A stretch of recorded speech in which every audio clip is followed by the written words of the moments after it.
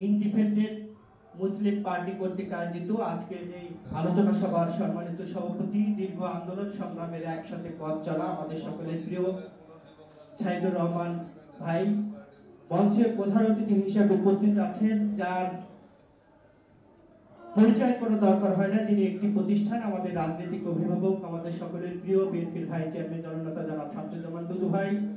মঞ্চে উপস্থিত আছেন সাবেক এমপি লিঙ্কন ভাই। মঞ্চে উপস্থিত আছেন যিনি আমার চোখে দেখা গত 17 বছরের সাংবাদিকদের অধিকার আদায়ের জন্য যিনি সবসময় রাজপথে সোচ্চার ছিলেন, আমাদের প্রিয় বড় ভাই ঢাকা সাংবাদিক ইউনিয়নের সংগ্রামী সভাপতি জনাব শহীদুল ইসলাম সোহেল ভাই সহ জাতীয় নেতৃবৃন্দ সকলকে সংগ্রামী শুভেচ্ছা। বক্তব্য দেওয়ার কিছু নেই, আমি দুটি কথা বলে বক্তব্য শেষ করতে চাই।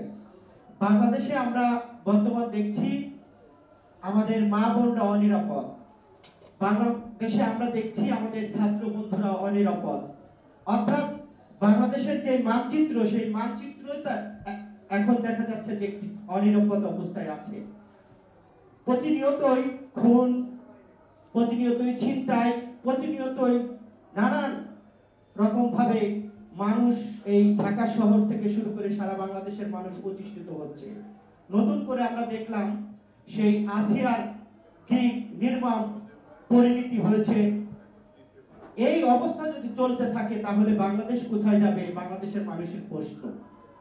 এখান থেকে পরিত্রাণের একটি উপায়, সেটি হলো একটি জাতীয় গণতান্ত্রিক নির্বাচিত সরকার যদি প্রতিষ্ঠিত হতো তাহলে জবাবদিহিতা থাকতো।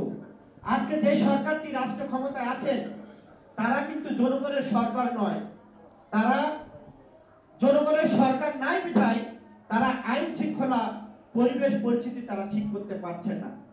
আমাদেরকে সকলকে ঐক্যবদ্ধ হতে হবে। কিন্তু নতুন করে আমরা ষড়যন্ত্রের সুর শুনতে পাচ্ছি। গত 17 বছরে আমরা ঐক্যবদ্ধ ছিলাম, কিন্তু হঠাৎ করে কি এমন হলো যে আমরা বিভেদের সুর, বিভেদের বাঁশি বাজাচ্ছি।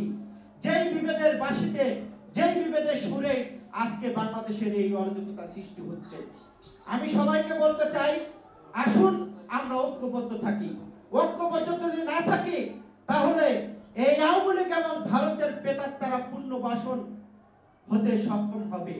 আর যদি আমরা গত 17 বছরের মতো ঐক্যবদ্ধ থাকি, কোন বিভেদের সুর আমাদের শুনতে হবে না। আমরা সকলে মিলে যদি ঐক্যবদ্ধ থাকি তাহলে হয়তোবা বাংলাদেশে শান্তি ফিরে আসবে, তা না হলে শান্তি ফিরে আসবে না। সকলকে ধন্যবাদ জানিয়ে আমি আমার কথা শেষ করছি। আল্লাহ হাফেজ। ধন্যবাদ জনাব এম রকিবুল ইসলাম বিপুল ভাইকে। সম্মানিত সুধীবৃন্দ, এর পর্যায়ে বক্তব্য রাখবেন ডেমোক্রেটিক